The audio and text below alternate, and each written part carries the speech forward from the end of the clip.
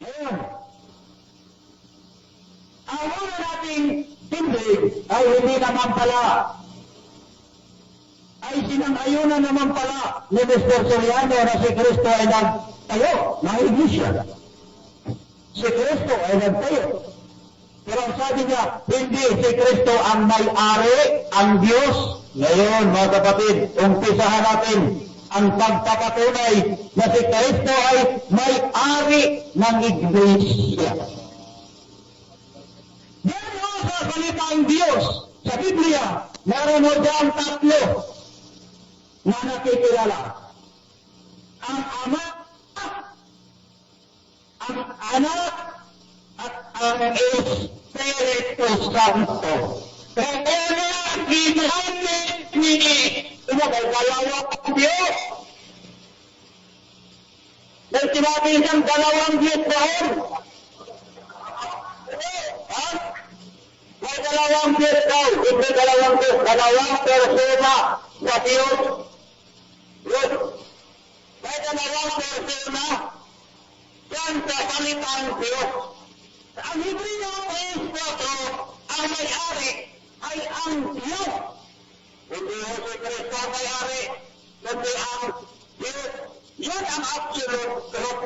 Sabi pa siya, basahin natin mga kapatid, kung ang kanyang absolute truth ay totoo na. Dito tayo. Meron tinatawag na Diyos Ama. Sa salitang Diyos, meron tatlong persona. Ama, Anak, at Espiritu Santo. Kaya nga ni sabi ni Cristo sa Mateo, Verso 19. Nag-bautismo sa kanila sa pangalan ng Ama, at ng Anak, at ng Espiritu Santo. Dito tayo.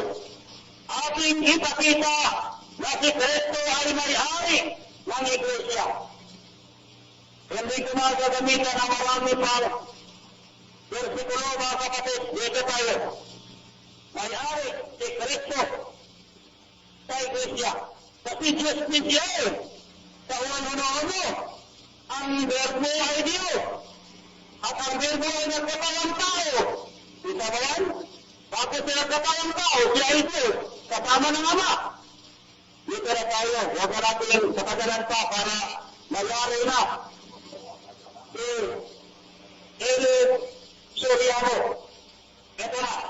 Si Kristo may-ari ng Iglesia. Kolosas Kapitulo 1 ay Tesalonica. Makinig kayo. Ito yung tumawag at natakpan nyo. Yung utak na bibig na dito na rin. Unang Tesalonica, Kapitulo 1, Versikulo 1. Makinig ko yung mabuti. Si Pablo at si Silvano at si Timoteo sa Iglesia ng mga taga-Tesalonica sa Diyos Ama at sa Panginoong Jesucristo. Kanino ang Iglesia sa Tesalonica? Sa Diyos Ama at kanino? Kanino? Sa Panginoong Jesucristo. Dalawa silang may-ari. Kita mo? Napatunayan natin na si Kristo may-ari ng Iglesia. Co-owner. Your owner. Co-owner siya. Pari-pari na silang nagmamayari sa Iglesia. Iglesia ng Diyos Ama at kay Jesucristo. Iglesia ni Eusebio Catalinin at kay kita ba ilan silang nagmamayari? Isa lang. Absolute truth. Ngayon, ang absolute truth niya. Truth? Truth? Kahit sila mga kapatid, yung mga nakakaintindi. Salamat. Ito pa, pangalawa, pagpapatunay na si Kristo ay may-ari ng Iglesia.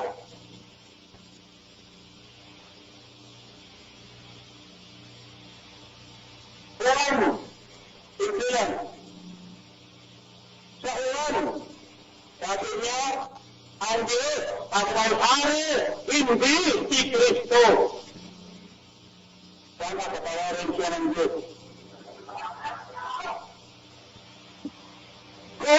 sisisain, makinig kayo.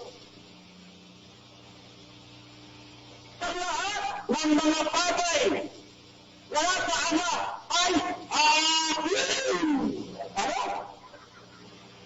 Ang mga lahat nasa Ama ay akin. Ang iglesia, sabi ni Elisariano sa Diyos.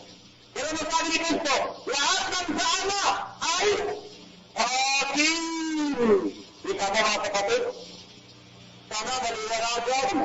Huwag na si Elisariano. Yung mga naghahanap na ng katotohanan. Kaya sabi ni Cristo, you shall know the truth. And the truth will set you free. Set you free. Ang katotohanan narinig niyo na. Pero kung manatili kayo dyan sa dating daan, alam niyo ba? Kung sino-sino ang nagsisinapat sa dating daan? Alam niyo na ba? Alam niyo na ba? Makinig, kapatahid ko. Kung sino ang nagsinapat sa dating daan, mapasahin natin, mga kapatid. Kita mo, pinagulahan ng si Kristo, hindi may hari. Sana Lord, patawarin mo. Wag si Elisariano, yung mga nasa kanya na naghahanap ng katotohanan. Pagkatiktima ng kailangan. Ako lang naman ho ay maawa lang naman. Ito, ang tanong. Gusto niyo malaman, ha? Gusto niyo sila magkadating daan. Iyo bang makapuluyan ang dating daan? Yung pinaalakaran na ninakaran ng mga masasamang tao. Ano ba kayo dyan sa dating daan? Yan ninakaran ng mga masasamang tao? Sino ang nagsisilakat sa dating daan? Baka mo kayo masasama? Masasamang tao. Ngayon, ano ang ipinakita katunayan na masama na? Pinagalingan si Kristo, hindi raw ang nangyari. Wala naman ang iba sa kanila. Pero hindi lahat ang iniwala dyan. Alam ko meron dyan na dapat na katotohanan. Mga kapatid, ito ang katotohanan. Pinungusa ni Kristo ang bago at buhay na daan. Saan ka mo ito sa dating daan o sa bago at buhay na daan? Sa dating daan pa rin? Sa dating daan pa rin? Kasi ang dating daan, yun ang nilalakaran ng mga makasama.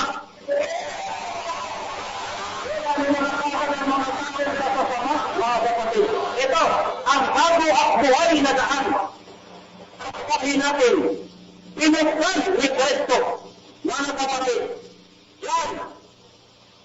Hebreo, Kapitulo 10, versikulo 20. Ito na. Bago at buhay na daan. Sa pamamagitan ng daan bago at buhay sa kanyang itinalaga sa atin. Ano daw? Ang itinalaga ng Diyos ngayon sa atin, yung bago at buhay na daan. Pagkulit ka ng Biblia? Pagkulit ka ng dyan. Hindi ka nakara ng mga tao kasasama. Pero sabi ng Diyos, sa Revelation 18, kung tayo mababa dito na nagsabi, marinig ko ang tinig, dahil sa langit na nagsabi, lumabas kayo sa kanya, mga tao ko. Isa ka mga malakas ng Diyos, yung kanya mga tao. Yung hindi mga tao ng Diyos, kanya kayo. Baka kayo pa ang kahinat. Yan sa kasiyan, sa bago at buhay na daan.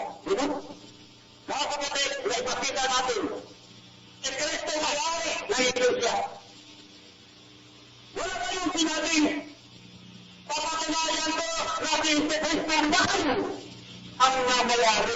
Hindi mo sinabi ko ba yun? Si Kristo may-ari ng iglesia. Mga kapatid, sana bigyan tayo ng video niya, bigyan. Sana. Lahat ng sa Ama ay akin din. Kung ang iglesia ay sa Ama, ay sa Kanya rin. Kaya nga, ang unang Tesalonica, malina ang sabi, iglesia ng Diyos Ama, merong Diyos Ama, at sa Panginoong Hesus Kristo. Matibay na katwiran yan. Walang sino mang taong pwede mo yan sirain, pero hindi magiba ang katotohanan. Si Kristo may-ari at nagtatag ng iglesia.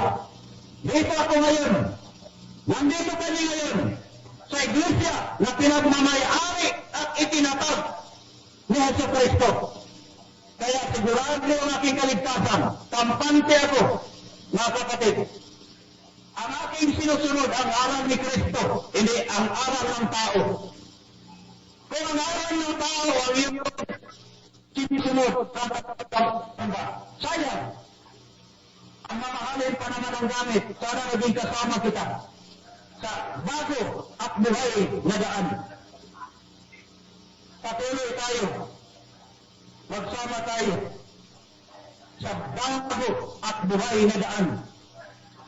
Na itinalaga ng Diyos para sa atin. Merong itinalaga ng Diyos para sa atin. Yung bago at buhay na daan. Hindi yung dating daan. Di ba yung dating daan, yung magbuhay?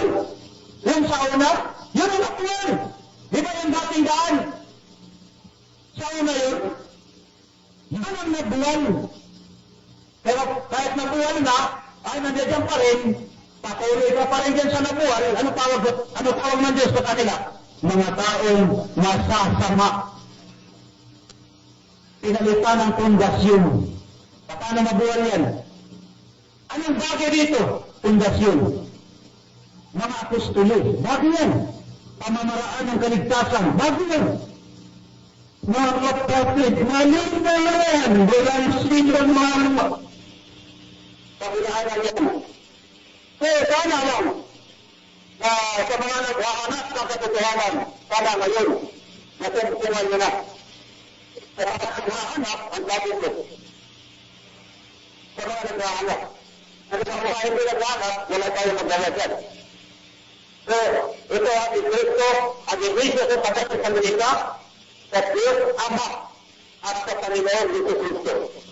Kung si Israel 20, sabi ni Kristo, lahat ng sa Ama ay akin din. Ayos lang yung dalawa, pero sabihin, paulit-ulitin yun. Mayroon kasi mas tagalog, mahirapan ako sa ito. Pero na ako, meron din nakakaintindi sa sinabi ko. Pero ulitin niyo ako sa ang mga versikulo, kapakatuna na si Kristo mayari. Katunayan niya, sabi nga niinis ko yan. Hindi lang si Kristo ang mayari, kundi ang Ama rin. Dalawa sila. Lahat sila siguro na pamilya. Dalawa sila. Ito niya sa ito. Dalawa sila. Hindi na. Harapin niyo lang. Ang tunay na iglesia. I-bring niyo part 1 up to part 7. Sa part 5. Part 7. Hindi lang si Kristo ang mayari. Ang Ama rin. Dalawa sila. Kita mo? Pero yung sinasabi nga, hindi, ito ang may-ari. Hindi ba natin tayo ito? Hindi naman tayo nito ang kalaran. Pinakano natin, pinapaki lang natin sa kanyang mga pamamahulad ba? Sa kanyang mga sinabi. Kaya nasabi lang sa Panginoon, huhusgahan sa'yo ang dating ng araw ng huhusga. Lahat ng mga salita na lumabas sa bibig mo, yung pinagagamitin. Sa pinibig sa bibig. Lagi niya hindi sa mayari. Ay sino ito? Sino pa nila nahanapin? Si Elisuriano o si Pablo? Mga kapatid, ako pa niyo, talagang sabi na natatakot ako na Pero hindi. Dahil laban ito ng Panginoon hindi sa atin. Nagpura tayong kasangkapan. Sabi na Panginoon, pakikita ko ang ating. Sila ang sumusunod sa atin ito. John 10. Ang iglesia na kanyang pinagmamayari, ihinalintulad niya sa mga karnero, sa mga tupa. Diba sabi niya sa John 10:16, meron akong tupa, hindi kasali. Sa kawan na ito, kukunin ko sila. Ilalagay sa iisang kawan. Meron din iisang tagapagligtas. Di ba paborito yan ng ibang grupo? Tapos sinabing nabuhay, hindi totoo yan. Hindi totoo na nawala ang iglesia.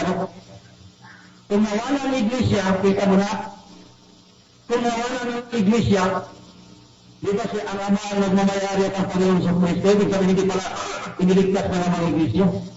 Kaya hindi ako naniniwala na ang iglesia ay tinatag ni Kristo ay natalikod. Ang Ama ang nagmamayari at si Yesu Kristo. Dalawa silang nagmamayari, mga kapatid. Sana manatili ito sa ating isipan. Sa mga naghanap ng katotohanan. Sabi ni Kristo, katotohanan sinasabi ko sa inyo. At sabi rin ni Kristo sa Juan 8:31, kung patuloy kayo sa ating mga aral, tunay na kayong alagad ko. At ang sabi dito sa pangalawang Juan 9, ang sino mang hindi sumusunod, hindi nagpapatuloy sa mga aral ni Kristo, wala sa kanya ang Ama, wala rin sa kanyang anak. Dalawa sila nagmamayari. Sabi ni Kristo, tumanggap sa akin, hindi lang sa akin, pati na sa mundo sa akin. Mga kapatid, ito na ibinigay sa akin ng Diyos pagkakataon. Salamat talaga na naipahayag din natin ang katotohanan. Bagamat hindi lahat naniniwala ayon sa ikalawang Tesalonica 3:2. Hindi lahat naniniwala. Hindi lahat naniniwala. Kaya sabi niya, pero dito sa sinabi ko, sana, kahit iisa lang, maniwala nito. Panalo ako. Kahit isa lang. Hindi, kahit isa lang. Hindi ako. Hindi ka. Ayaw mo? Sino yung nagsulakad sa dating daan? Mabuti, masama. Kita mo? Ang Diyos ang nagsabi, masama. Sa kanila, mabuti. Parang ang yawa. Parang si Satanas. Alam niyo, sa Garden of Eden, pero sinabi ng Diyos, mamamatay talaga kayo. Ang sabi na ang Diablo, hindi kayo mamamatay. Sino ang sinabi sa dating daan? Mga tao na buto, masasama. Kita mo? Pero sabi ko naman kapatid, dalawa lang. Uno sa Luwika, uno. Hindi ko na ilalagdag yung iba pa. Kasi ito na, tama na. Ang Diyos Ama, malinaw, Diyos Ama at ang ating Panginoong Jesucristo. Hindi na hindi na si Kristo nagmamayari. Ang Ama rin, dalawa sila. Nasa part 5, siguro yan, part 6, sa kanyang pahayag sa YouTube. Salamat sa YouTube, hindi na napansin, ano? Pero, ang Diyos ang nagkaloob. Kung ako, hindi ko rin ito konstruksyon sa YouTube. Salita na lumabas ako dito. Hindi ko rin ito. Ang anyo na kung ako, kailangan ako dyan, ito na ito.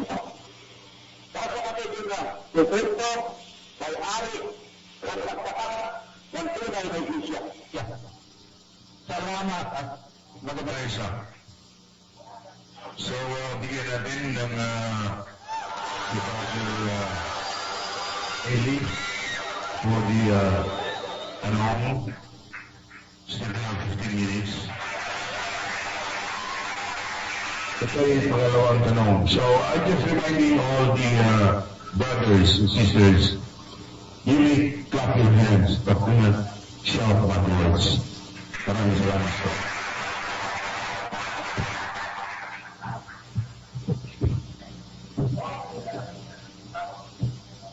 Can I start, Mr. Moderator?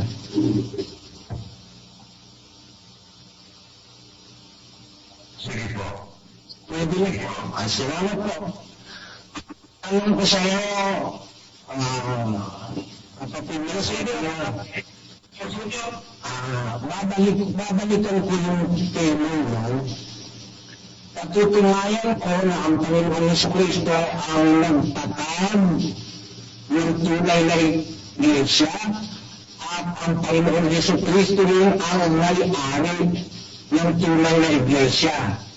Naintindihan mo yung tema, kapatid? Salamat. Alam mo ba ang ibig sabihin ng definite article na ang? Ano mo? Ako yun. Hindi, tinatanong kita. Huwag kang basta sumagot, tinatanong kita. Tanong ko sa'yo, alam mo ba ang definite article na ang kahulugan? Malinaw ako, naiintindihan ko. Ayan. Bakit kanina sabi mo, hindi mo naman sinabi na patutunayan ko na si Kristo lang ang may-ari. Nilagyan mo ng lang eh. Sabi mo, wala sa yung salitang lang. Ano? Inaamin mo ba yan? Ang sabi ko, kung linagyan mo ng lang, talo ako. Wala rin lang. Kaya, mapapula. Ibig sabihin, so ang ibig mo sabihin, ano ba kaya walang lang? Ano ba hindi absolute na si Kristo lang ang may-ari? Sandali ho, Sige. tatapusin niyo. Ang tema niyo rito, si Kristo ang may-ari. Ano naman natin? Ang Diyos Ama at Kristo Kristo. Ang tanong ko sa'yo, hindi ba ito may-ari? Hindi mo kasi kung sinabi sa kasi kanina, hindi wala naman yung salitang lang. So nag-i-imply ka na si Kristo ang may-ari. Tama yun, sabi mo. May-ari din ang Ama. Yun ba ibig mo sabihin? Yun o. Kasi wala naman sinabi na yun palang termang pinirmaan mo, tricky. No? Hindi pala yan absolute truth, tricky. May trick. Kaya hindi mo pinalagyan ng lang. Pero kahit hindi mo pinalagyan ng lang, ginamit mo yung definite article na ang. Mali yun, kapatid. Kahit tanungin mo sa nag-aral ng grammar. Kung meron kang iba, dapat ang sabihin mo, si Kristo ay may-ari ng iglesia. Indefinite article. Kasi meron pa palang ibang may-ari. Pero kung siya ang may-ari, ibig sabihin nun, absolutely, siya may-ari, walang iba. Ngayon, ini-imply mo, at binasa mo yung unang Tesalonica 1:1 na ang iglesia ay sa Diyos Ama at sa Panginoong Jesucristo. Di ba gano'n? Sabi mo, kapatid? Ano? Tama ho yun? Hindi. Tama yung binasa ko? Hindi. Tama ba yun? Tama ba yun? Tama na yun? Hindi. Ibig mo sabihin, ang may-ari, ang Diyos Ama at Panginoong Jesucristo. Tama ba yun? Nasulat. Yun. Napatunayan natin. Yun na ang ibig ko sabihin, ang Ama at ang Panginoong Jesucristo. Yun ang nasusulat. Pero ang paniniwala mo. So ang paniniwala mo ngayon, dalawa na silang may-ari. Oo. Kasi yun ang pero wala na silang may-ari. Siyang mag-isa ang may-ari. Kaya ba kapatid? Sandali po. Let him finish first. Ano po ang sagot? Ang sagot niya hindi pa natapos. Sige, go ahead. Yun o. Ang sagot ko, at ang pinatunayan ko dito, si Kristo may-ari. Ang binasa ko sa unang Tesalonica, ang iglesia sa Tesalonica, sa Diyos Ama at sa Panginoong Jesucristo. Ipinakilala ni Pablo kung sino ang nagmamayari sa iglesia sa Tesalonica. Ang nagmamayari, ang Diyos Ama at ang ang Panginoon Jesucristo. Hindi kagaya ng sinabi niyo kanina, hindi si Kristo ang mayari. Di ba? Kasi malayan ko na mayari si Kristo. Okay. Wala mas. Iyon ang sagot mo. Sa makatwid, salamat po Mr. Moderator. Sa makatwid, ang ibig mong sabihin, ang may-ari ay ang Ama at ang si Kristo. Kinukumpin ko lang kapatid. Oo, hindi. Oo, yan ang nasusulat. May-ari ang Ama at si Kristo. Ito na lang siya. May-ari si Kristo. Ito ang susunod kong tanong. Binasa mo yung 22 sinang sabi mo, salita ng Diyos yan. Kung mabasa kung hindi salita ng Diyos yan, tatanggapin mo, talo ka na. Ang sinabi ko, kung sino ang nagsisilakad sa dating daan, anong klaseng tao? Sinabi mo, salita ng Diyos yan. Sinabi mo, kung gusto mo, ipapaulit ko. Huwag ka magsisinungaling. Tanong ko sa'yo, kung mabasa kung hindi salita ng Diyos yan, tatanggapin mo, talo ka na. Basahin mo para intindihin natin. Kung mabasa ko, kaya hindi salita ng Diyos, tatanggapin mo, talo ka.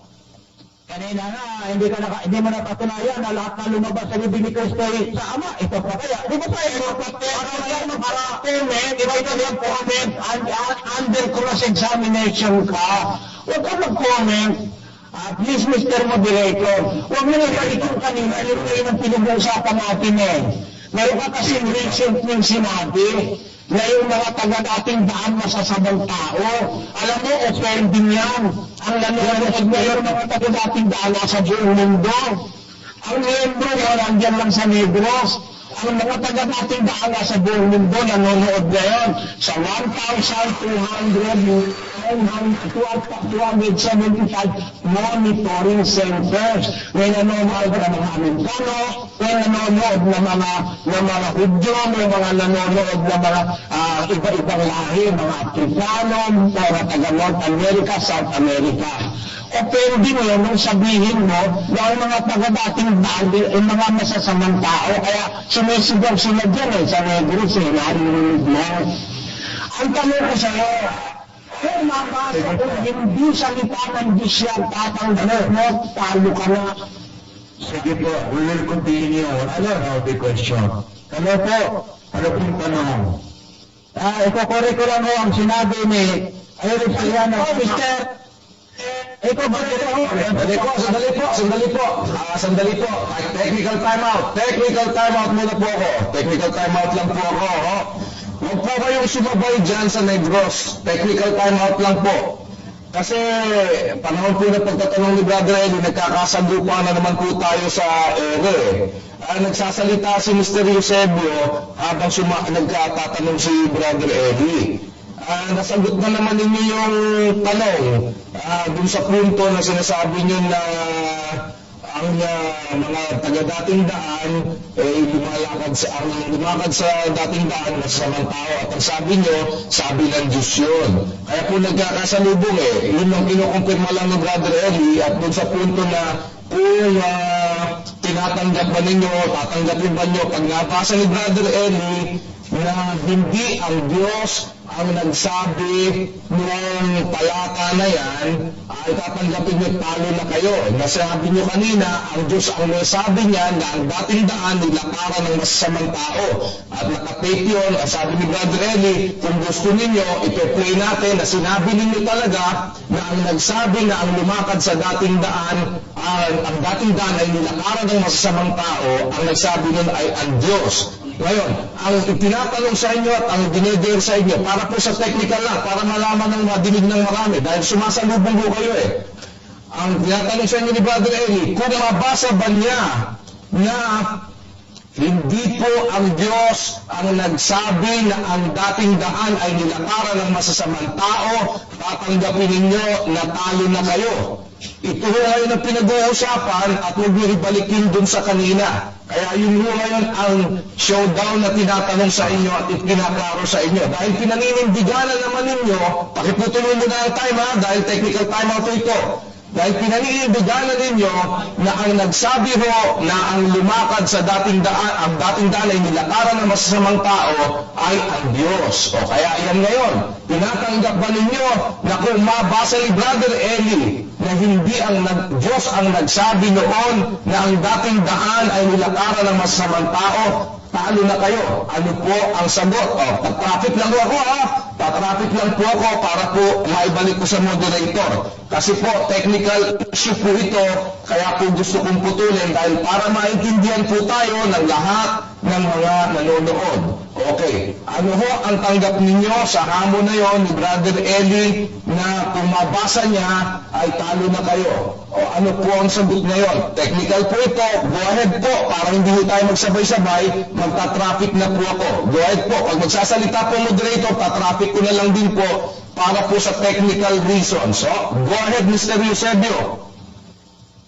Dalawa pala ang ating moderator. Salamat. Hindi ho, ganito, teka muna, sandali lang ho, teka muna, hindi ako papayag ng ganyan eh. Huwag ka masyadong patutsadero.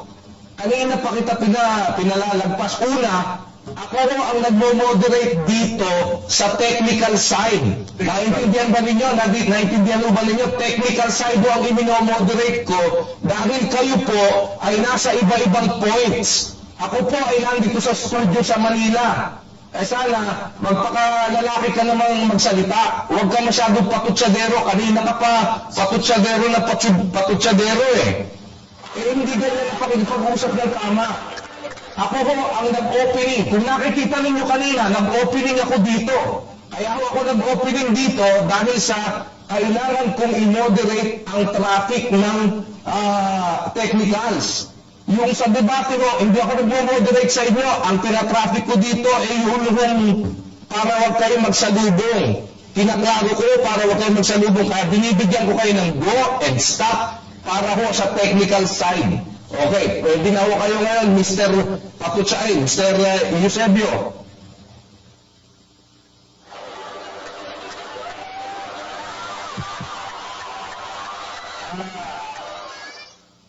Merong hinihingi na pag napatunayan niya, talo ako, ibang tema yan. Ibahin natin yan. Kung gusto nyo, ibahin natin yan. Ang tema dito, hindi ibang tema yan. Hindi ibang tema yan. Sinabi mo yan ngayon.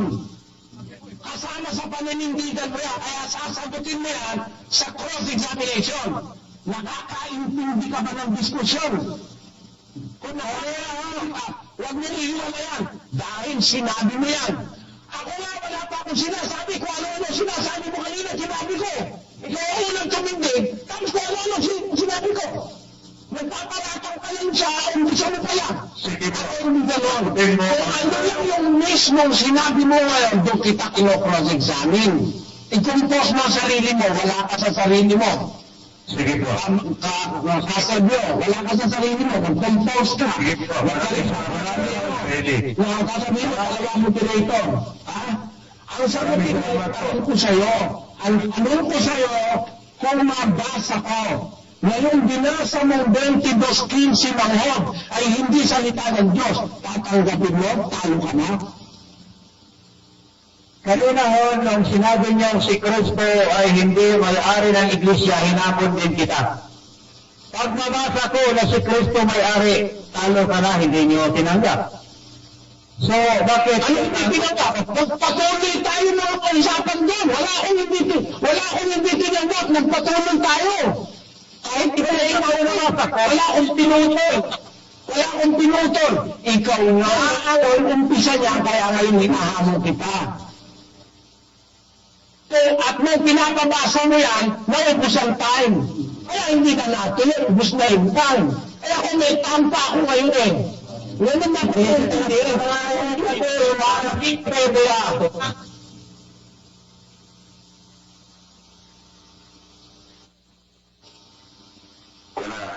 Wala yan, gusto mo ba yung tema yan? Hindi nga natin, ha? Pag sa tayo niya, ipakita ka na lang. Pero bakit mo? Pag nakakita niya na yan,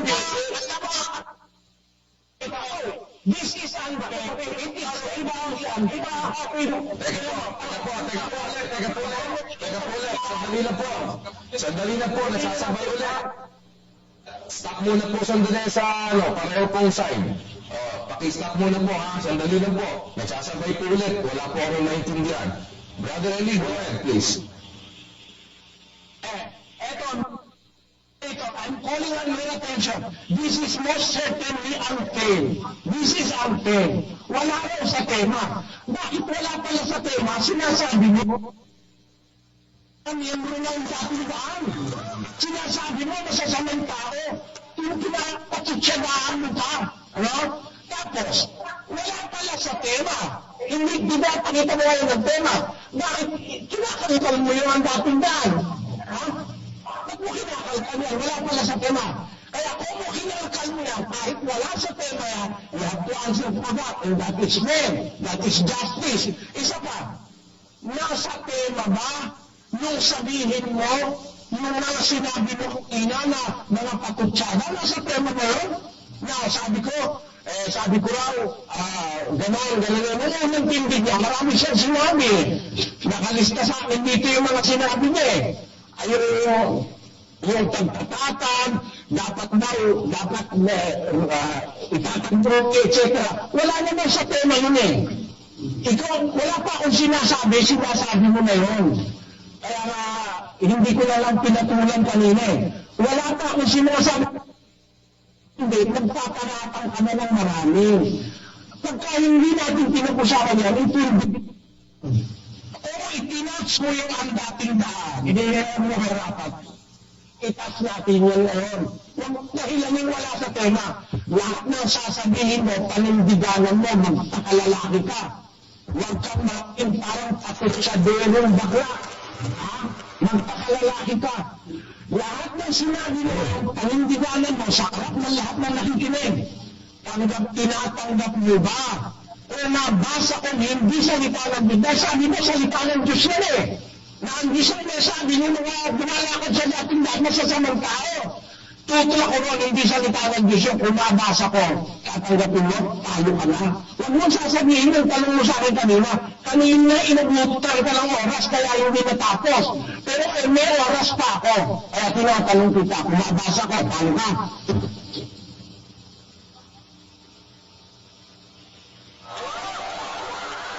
Ikaw ang tira natin. Binanggit ko kanina, binanggit ko ang dating daan, kasi binanggit ko rin ang bago at buhay na daan, yan yung kabaliktaran yan. Ano ang niyatabakat mo sa bago at buhay? Pinakati, nasa tema, anong dati? Nasa tema, hindi ko ba? Sabi mo, yan ang tema, hindi ko ba? Sandali po. Technical po ulit. Technical. Sabay na naman. Technical po. At sagupa po sa gitna. Brother Eli, go ahead please. Nasa tema, kung gano'n, dito moderator. Kasi sabi niya, kaya na binanggit yung dating daan dahil sa bago at buhay na daan. Kasi nasa tema, kung asakse nasa tema. Kaya mo binanggit yung ang dating daan dahil ang paniwala mo, bago at buhay na daan. At ang sabi mo, ang kumabasa ko ngayon, na hindi salita ng Diyos, tinatanggap mo, paano ka na? Pero, saka mo na yan, ngayon daw. Dapat lang, yung kanina, tatanggap. Ang sa atin ngayon, lima natin. Pinanggit ko, pinasa ko, na kung sino ang pinasa sa dating daan, pinasa ko lang. Para ipakita o ano ang pagkakaiba sa dating daan at ang ako at buhay na daan.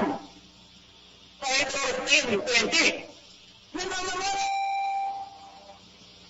Mr. Moderator, umiiwas po siya sumagot. Iniiwan ko na po siya. Moderator na umatol. Kaya kung ayaw niya talaga sagutin, okay lang.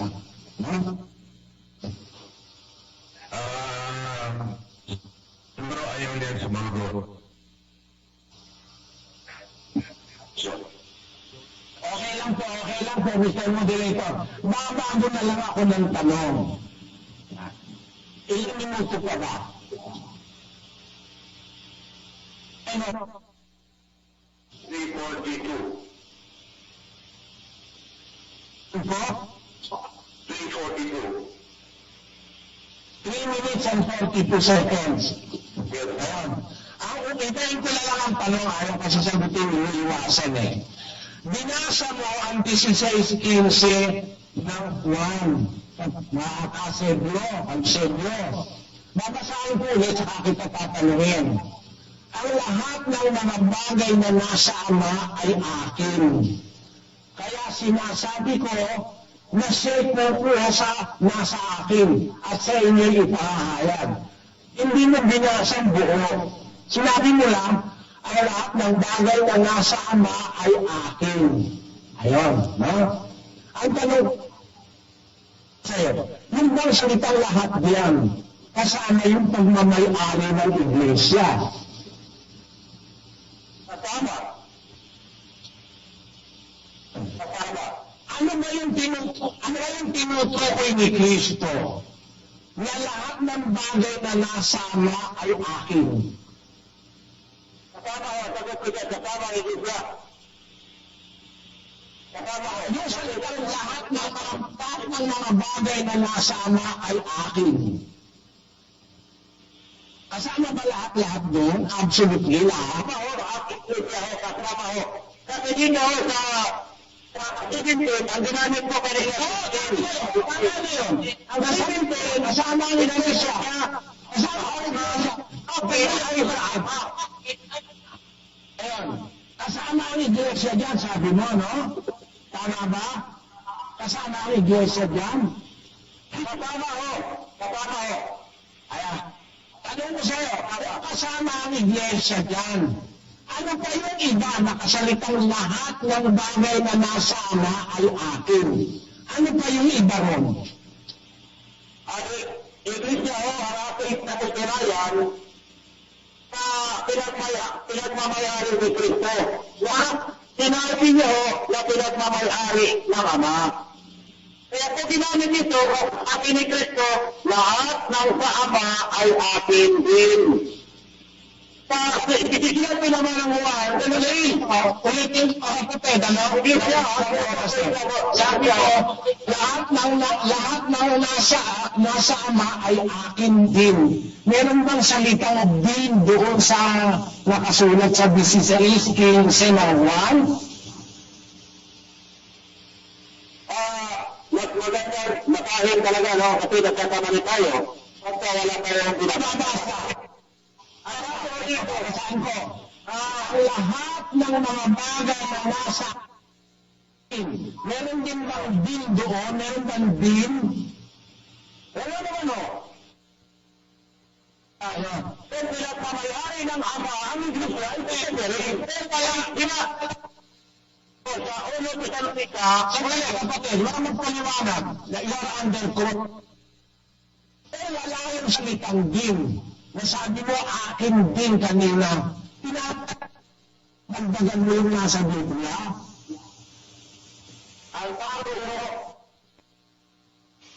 minsan nagkakamali. Ang mahirap lang sa tao, kahit pinakamali,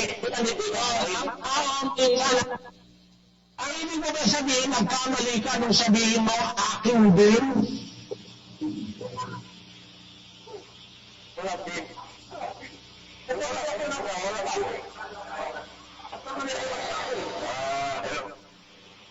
Times, hello. Times up. Father Eli, tapos na yung bukas. So, ikaw naman ang bigyan ng 20 minutes. Father Eli. Salamat po, Mr. Moderator. Start na. Yes, you can start now. Mga kababayan, itong ating kadiskusyon, hindi naman yung tama, sabi ni kapatid na Daniel, patutsadero siya. Kaya nagsasalita siya, may offending feeling na mararamdaman ka. Una-una, wala naman pala sa tema. Bakit mo sinasabing ang dating daan ay, sabi mo wala sa tema. Susahin na kita, sabi mo, kaya mo binanggit, dahil dating meron pa bago at buhay. Kontra doon sa dating daan sa akala mo, binanggit, lalabas na sa tema yun.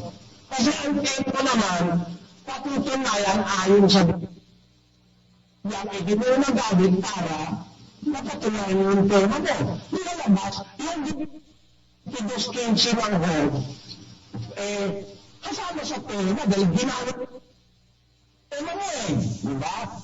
Ngayon, ang pagkakamali lang ito ating kaibigan ito ay pangakasya masyado mga kababayan.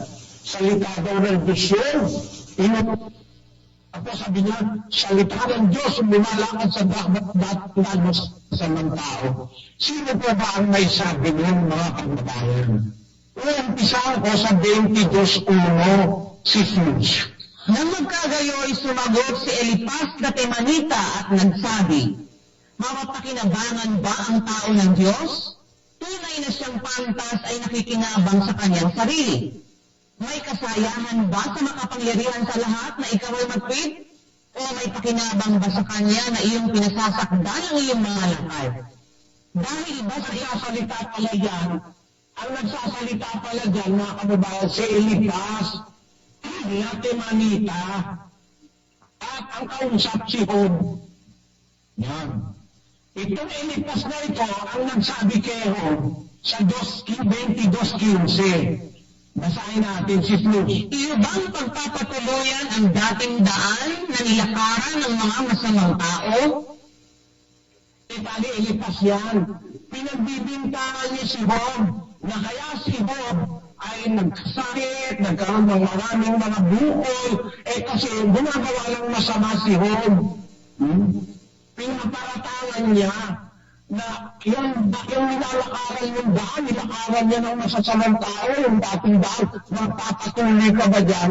Ay, ibig niya sabihin, si Job nasa dating daan. Magpapatuloy ka pa ba dyan? May sakit ka nga. Magpapatuloy ka pa ba dyan sa dating daan? Nilakaran niya ng masamang tao. Sabi niya ni Elipas. Ngayon, talungin natin ng Diyos. Diyos, tama po ba yung sabi ni Elipas? Basahin natin ang 42:7 ng Job para matuto naman si Kayo Sebro. Ito, pakinasa mo si Sebro. At nangyari na pagkatapos na masalita ng Panginoon ang mga salitang ito kay Job, sinabi ng Panginoon kay Elipas na Temanita, ang aking puot ay nag-aalab laban sa iyo at laban sa iyong dalawang kaibigan, sapagkat hindi kayo nagsalita tungkol sa akin ng bagay na matwid, na gaya ng ginawa ng aking lingkod na si Job. Ayun. Yung palang pinagsasabi ni Elipas, mali pala sa Diyos yun. Nagalit ang Diyos kay Elipas. Kaya nagagalit din sa iyo mga taga-Negros Para kasi Elipas So, pinapapakan mo ng mali yung tao Nang taga dating daan lumalakad sa masasamang tao lumalakad sa dating daan Yan pala, salita ni Elipas. At kung sabihin ni Elipas yung lahat ng sinabi niya, sabi ng Diyos kay Elipas, hindi ka nag-aalab ang puot ko laban sa iyo at sa dalawang kaibigan, sapagkat hindi kayo nagsasalita tungkol sa akin ang bagay ng matwid. Para sa Diyos, hindi tama yung mga pinagsasalita ni Elipas at ng kaibigan niya.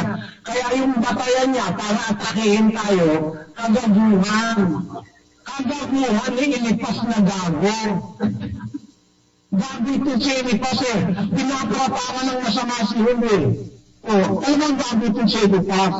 Yun ang ginagamit niya, yung kagaguhan ni Elipas. Yan ang dapat yung naintindihan. Kaya hindi niya masagot Kaya tanong ko kung mabasa ko ba na hindi salita ng Diyos yan. Salita ng walang yan si Elipas yan. Tatanggapin mo, talo ka na. Ayaw niyang tanggapin. Alam niyo na ibig sabihin, mga kapatid. Ayan. Well, eto pa. Ang sabi niya kanina, ginamit niya yung salitang co-owner. Siya nagsabi noon si Kristo raw ay co-owner. Dalawa silang may-ari. Ganun pala paniniwala mo. Kung yun ang inilagay mo sa tema, hindi ako tututun. Kaya lang ang inilagay mo sa tema, pinapatunod mo, si Kristo lang ang may-ari ng iglesia kasi ang may-ari. Kung sinabi mo, si Kristo ay may-ari, hindi ako tututun. Bakit? Kasi si Kristo may poder sa iglesia. No? Pero yung sinabi mo, owner siya, dapat nilagay mo sa tema. Hindi mo nilagay mo siya lang eh. Kaya natutulog ko eh. Kasi nilagay mo siya lang. Ngayon, in the absolute truth of the Bible, ang talagang may-ari ng iglesia, ang Ama. Ano ba yung kay Kristo sa iglesia? Siya ba may-ari ng iglesia? O pakinggan nyo mabuti mga kababayan, no?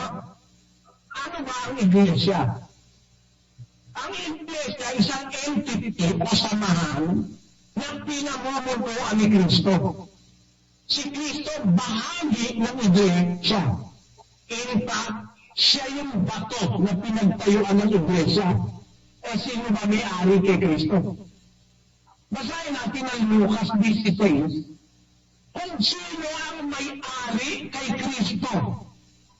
Ang sabi ng Apostol Pedro na sinang-ayunan ni Kristo para maging opisyal, ikaw ang Kristo ng Diyos.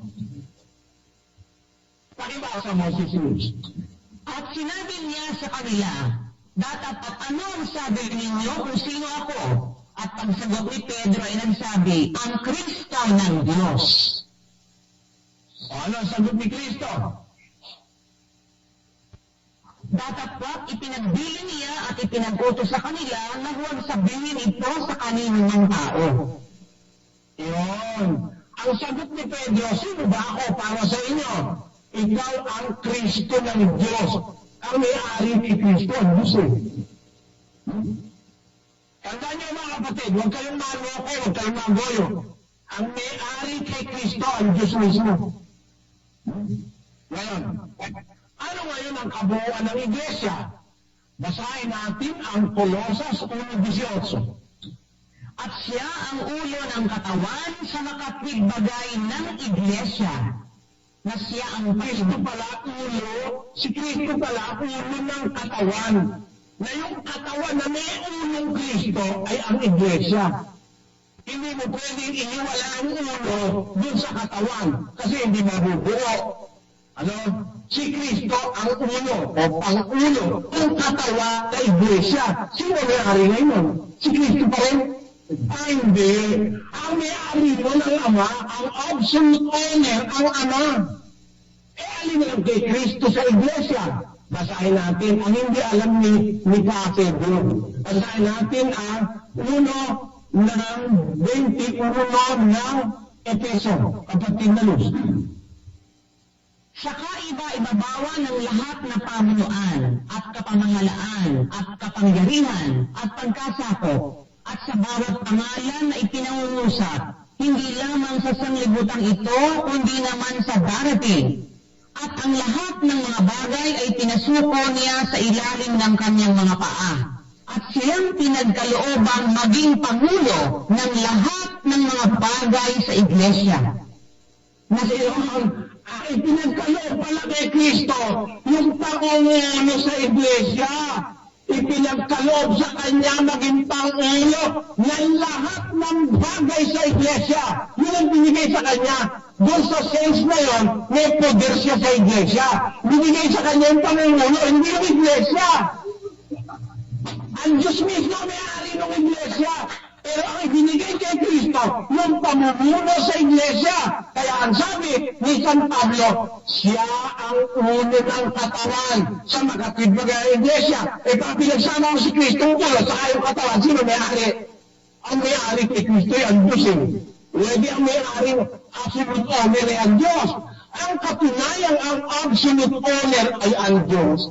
Pagdating ng katapusan, basahin natin ang 15:24 ng unang Korinto 16. Kung magkagayoy darating ang wakas, pagka ibibigay na niya ang kaharian sa Diyos, sa makatwid bagay sa Ama, pagka lilipulin na niya ang lahat ng paghahari at lahat ng kapamahalaan at kapangyarihan, sapagkat kinakailangan siya'y maghari hanggang mailagay niya sa ilalim ng kanyang mga talampakan ang lahat niyang mga kaaway.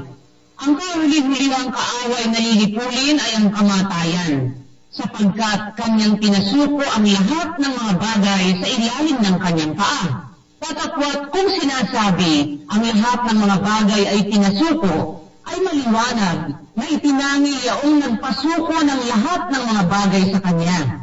At kung ang lahat ng mga bagay ay mapasuko na sa kanya, kung magkagayoy, ang anak rin ay pasusukuin naman sa nagpasuko ng lahat ng mga bagay sa kanya, upang ang Diyos ay maging lahat sa lahat.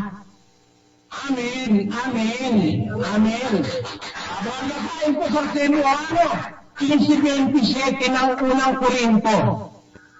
Kay ang tanan gibutang niya sa ilalim ng sayang mga tiil. Apan sa nagaymon siya, ang tanang mga butang gipasakol kaniya, mahayag na wala ilakip ang nagsakop sa tanan ng mga butang ngadto kaniya. O sa dihanga ang tanang mga butang masakop na niya, unya usab ang anak sa iyang kaugalingon, masakop niya nga nagsakop sa tanan ng mga butang ngadto sa kaniya. Aron ang Diyos mamao ang tanan sa tanan. Amen. Ang dahil pala ng lakas, pati yung poder ni Kristo sa iglesia, yung pagsakop niya sa iglesia, pinibigay niya sa ama. 15:24. Basahin natin yun sa unang komento sa Bisaya. Unya muabot ang katapusan, sa diha igatugyan niya ang gingharian ngadto sa Dios o amahan, sa diha nga mawagtang na niya ang tanang pamunoon o ang tanang pagbulutan o kagamhanan. Kasi sablang kagamhanan, sablang pamunuan, sablang lahat-lahat ng bagay ay ibinigay ng Ama kay Kristo sa iglesia.